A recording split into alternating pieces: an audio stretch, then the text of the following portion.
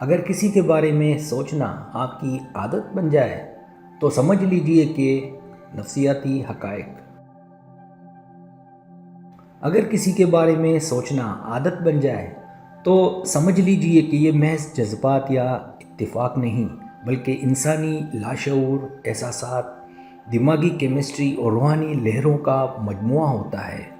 کبھی کبھی کوئی شخص بنا کسی وجہ کے بار بار یاد آتا ہے،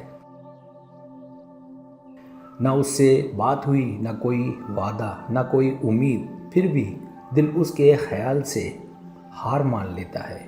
یہ دنیا سمجھتی ہے کہ یہ صرف سوچ ہے، مگر تم جانتے ہو یہ صرف سوچ نہیں، یہ دل کی آواز ہے۔ شاید وہ تمہاری زندگی کا کوئی صفحہ نہیں بلکہ پوری کتاب ہے جو ابھی کھولی نہیں گئی مگر لکھ دی گئی ہے۔ یاد رکھو، کبھی کبھی جنہیں ہم بھولنا چاہتے ہیں وہی ہمیں جینے کا ہنر سکھاتے ہیں، لہٰذا پریشان نہ ہوں۔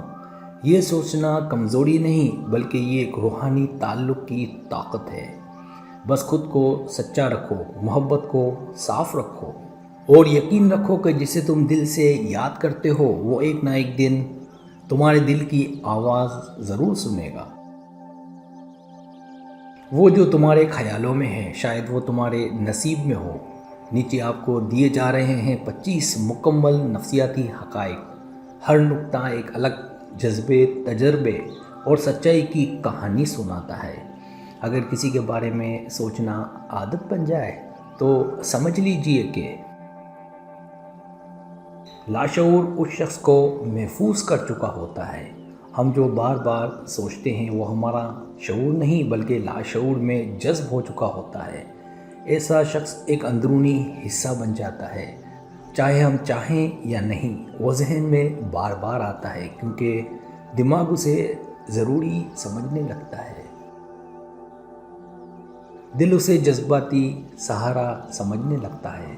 انسان جس سے جذباتی سہارا لیتا ہے وہ اس کی پناہ گاہ بن جاتا ہے۔ سوچنا اب ایک تسلی کا ذریعہ بن جاتا ہے، جیسے دل خود کو اس کی یاد میں محفوظ محسوس کرتا ہے۔ ذہن اس شخص کو درد یا سکون کے طور پر شناخت کرتا ہے۔ یہ یادیں اس لیے آتی ہیں کیونکہ ان سے کوئی گہرا احساس جڑا ہوتا ہے، یا شدید خوشی یا ناقابل برداشت درد۔ دونوں صورتوں میں دماغ اسے بار بار دہراتا ہے تاکہ آپ اس جذباتی خلا کو بھر سکیں۔ دماغ نے اس سے جڑی محبت کو کیمیائی طور پر قبول کر لیا ہوتا ہے۔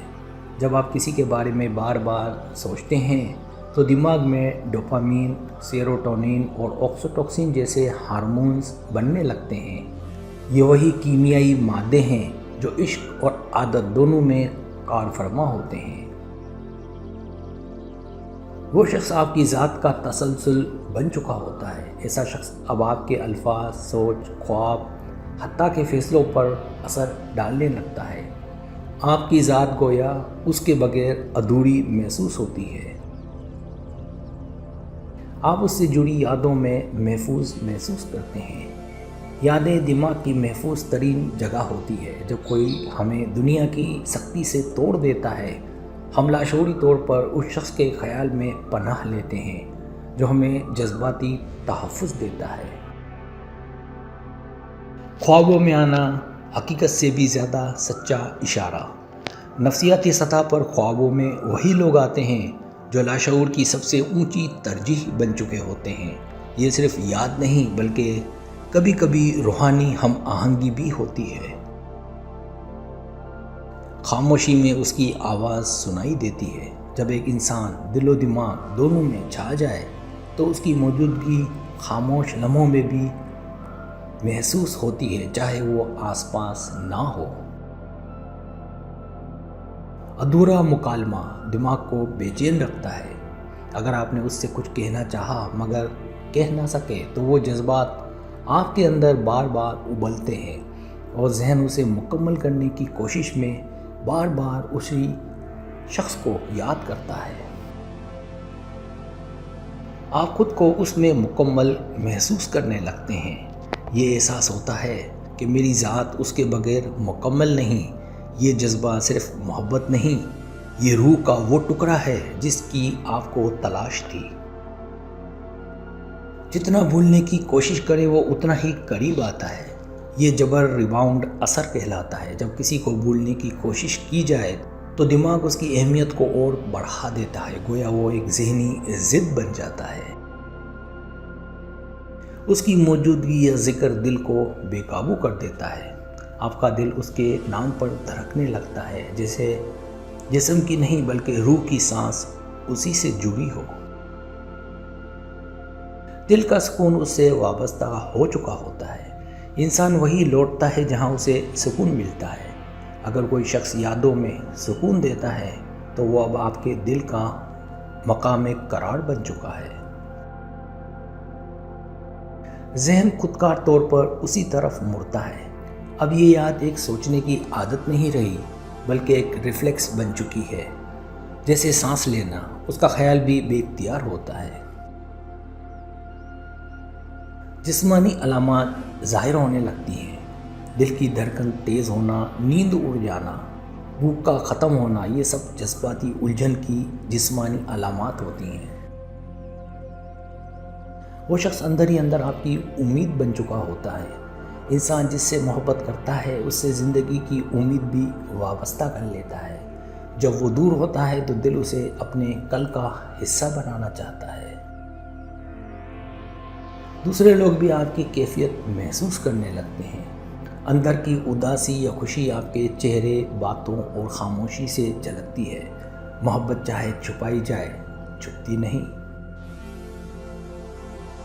آپ خود کو اس کی جگہ دیکھنے لگتے ہیں۔ تخیلات میں اس کے ساتھ باتیں کرنا، ملاقاتیں، سوچنا، یہ صرف سوچ نہیں بلکہ دل کی تسکین اور روح کی طلب ہوتی ہے۔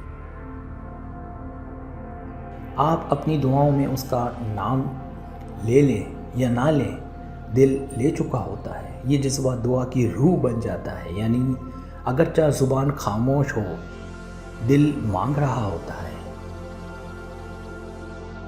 روحانی تعلق دنیاوی منطق سے بالاتر ہوتا ہے۔ یہ وہ رشتے ہوتے ہیں جو دلیل، وقت، فاصلہ اور حالات سے نہیں ٹوٹتے، کیونکہ وہ روح کی سطح پر جڑے ہوتے ہیں۔ یاد کرنے والا ہمیشہ زیادہ سچا اور گہرا ہوتا ہے۔ نفسیاتی طور پر جو زیادہ شدت سے یاد کرتا ہے وہ جذبات میں مخلص اور وابستگی میں سچا ہوتا ہے۔ آپ کا شعور اس شخص کے مطابق ڈھلنے لگتا ہے۔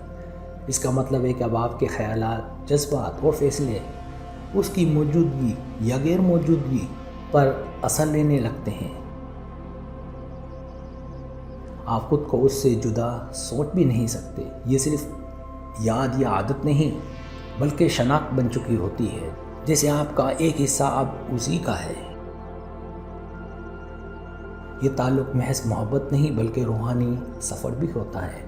ایسے لوگ ہماری زندگی میں صرف خوشی دینے نہیں آتے بلکہ ہمیں کچھ سکھانے، جگانے اور بدلنے آتے ہیں۔ یہ مسلسل یاد کبھی کبھی اللہ کا اشارہ بھی ہوتی ہے۔ اگر کوئی شخص مسلسل دل میں رہے تو یہ بھی ہو سکتا ہے کہ قدرت آپ کو کسی مقدر کی طرف، کسی سبق کی طرف یا کسی رشتے کی طرف متوجہ کر رہی ہو۔ کسی کے بارے میں بار بار سوچنا محض جذباتی کمزوری نہیں، یہ روح، دل اور ذہن کی گہری آمیزش ہے۔ اور کبھی کبھار یہ اس بات کا ثبوت ہے کہ وہ شخص آپ کی کہانی کا مرکزی کردار ہے جو شاید ابھی آنی باقی ہے۔